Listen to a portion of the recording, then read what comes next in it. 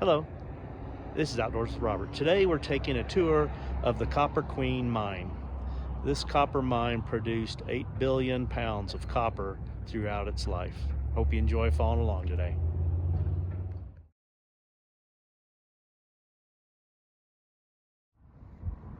It's interesting to look at some of this equipment and think, what was this used for? Some are obvious and others are not quite so obvious. You can see that this trolley system that we'll be using to enter the mine is pretty narrow.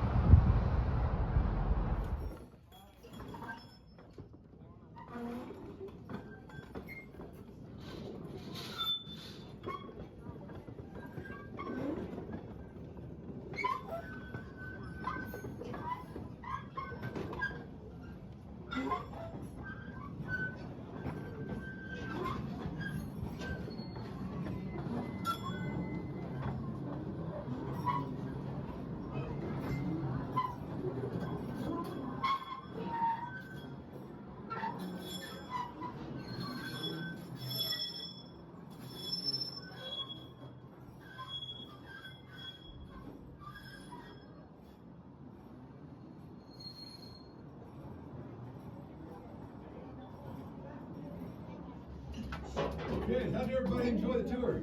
A little on the short side? No. Yeah, seriously, folks, about a half-mile round trip in and out here today. Now, again, this is the narrowest and darkest part of the tour. My little speech will give you time to let your eyes adjust and let you feel comfortable. Quick history on Bisbee mining, folks. They first started mining copper here in this town way back in 1877. Yeah, but the actual tunnel we're sitting in right now was not driven or built back in this mountain until the year 1915. Why so late? Because by 1915, all the copper ore bodies that were near the surface had been mined out many, many years before, and they needed to get the men and equipment way back in this mountain and get that copper back out.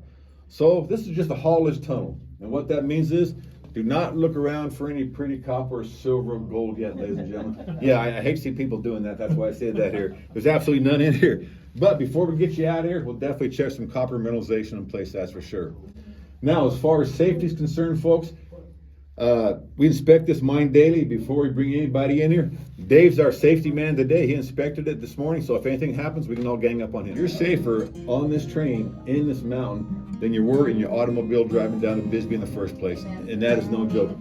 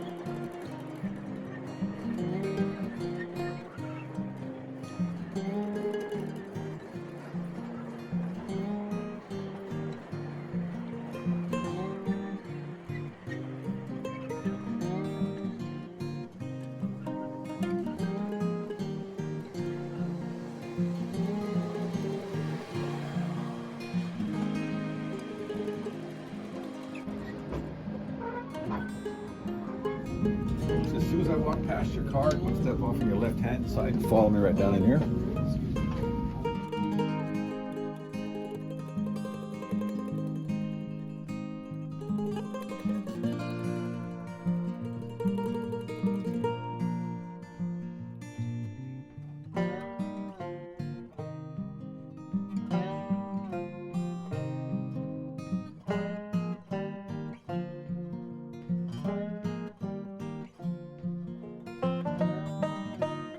Now, we're now 1,500 feet back in this mountain with I'll say about 800 feet of limestone above us right here. We did not drop down as we came in, ladies and gentlemen, but as we came in, the mountain went up above us. That's why we're so deep right here. If you took all the railroad track and tunnels in this mountain and stretched it in a straight line, it would run about 143 miles long. Wow. So not just one way in and one way out. This whole mountain is literally like a block of Swiss cheese mine from the inside out. But this part of the mine, ladies and gentlemen, right here that we stopped at first when the men were actually working back here was right around 1911. And back in 1911, the ore was being mined up above. But they had to drop that ore down here to the third level to get it to the outside world. So young men above us, 18 years old, are pushing these full ore cars around by hand on this rail. Easy task. Bringing those cars to the top of the chute, dump the ore, and filling up this one big transfer chute with copper ore. These chutes go back in here about 12 feet, and this is a real deal. And 12 feet back there, picture our tunnel twice bigger than it is, going straight up vertically. They're dropping that copper ore down to here. Once the chute was full, the men working down here would spot the empty cars underneath these chutes right here. That man would get a piece of pipe about 6 foot long. Pipe's hollow, so we put that hollow pipe over these round handles, use that for leverage and pull down, which will push these doors up. Put about 2,000 pounds or 1 ton of ore in these cars, shut that chute back off, and here again, physically push these cars out to daylight. Now to get to more history about this bike, everybody, when we're coming down here on the train ride right now, did you notice on the left-hand side of the tunnel, there's a little cubby hole back in there with a wooden desk sitting back in there? Yeah. That was a shift boss's desk. Every major level, there's 7 levels in here, not just the one level. There's 7 major levels in here. Each level is 100 feet apart. And every major level had a shift boss. He was in charge of everyone and everything on whatever shift he was working at. As far as manpower, the men working for him, he had to actually go walk and physically see them twice, once before lunch and once after lunch right there. 1911, Bisbee's mines were small, no big deal, walking a couple miles per day.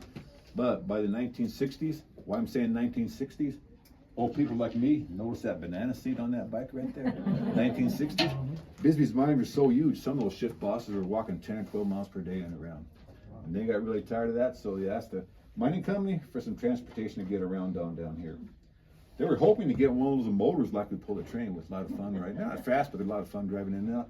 Instead, they got this thing on my left-hand side sent down to them. And by the 1960s, ladies and gentlemen, no more mules pulling or men pushing. They had the trolley motors working down here, the electric trolley motors, and they were fast. They could pull anywhere from 20 to 32-ton cars at about a 40-mile-an-hour speed out of some of these mines.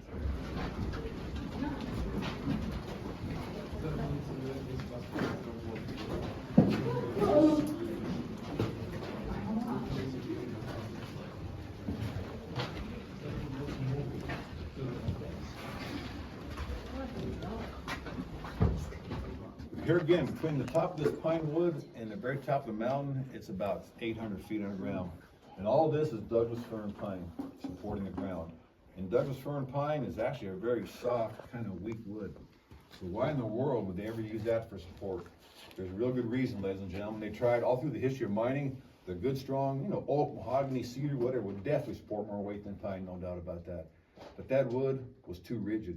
What I mean by that was, it would take the weight for sure, and then it would take it and keep on taking it until it absolutely couldn't take it anymore. Then, without any warning, it would snap and kill again. The men working down below never saw it coming, never knew it hit them, ladies and gentlemen. That's why your softer wood, folks, your softer wood, your pine is a tattletale or an early warning system. Everybody notices little horizontal cracks starting to appear in those horizontal timbers right there. Okay, still pretty good. A week later, it starts making noise. It starts creaking. It starts popping. It starts cracking. We know it's time to get out there and get to safety, ladies and gentlemen. So that's why they use a softer wood instead of the harder wood on the ground. Now, the most photographed thing on the tour, that young man sitting on the right there. Yeah, I know what that type of car was used for. Yeah, a car right there, folks. Yeah, had a lot of colorful nicknames right there. Yeah, actually, one of them did become finesse too, but the correct name is sanitation car, ladies and gentlemen. Right there. Now, before they had that thing to relieve themselves in, they were using something very similar to a gigantic kitty litter box. Just an old empty wooden powder box full of sand and clay, not very sanitary right there. That box full of sand and clay would not be in a well-lit area like this. Be down some lonesome tunnel, maybe 600 feet down there, quiet, privacy, and out of the way of active mining.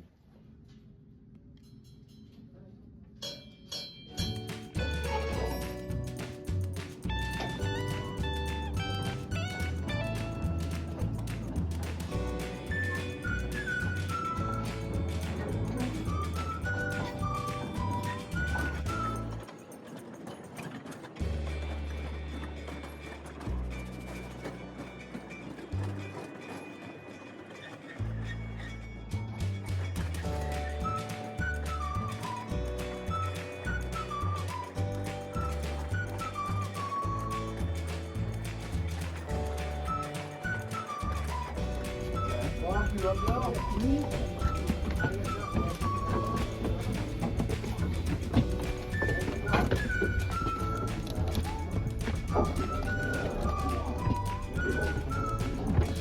that splash, that pretty green rock right there?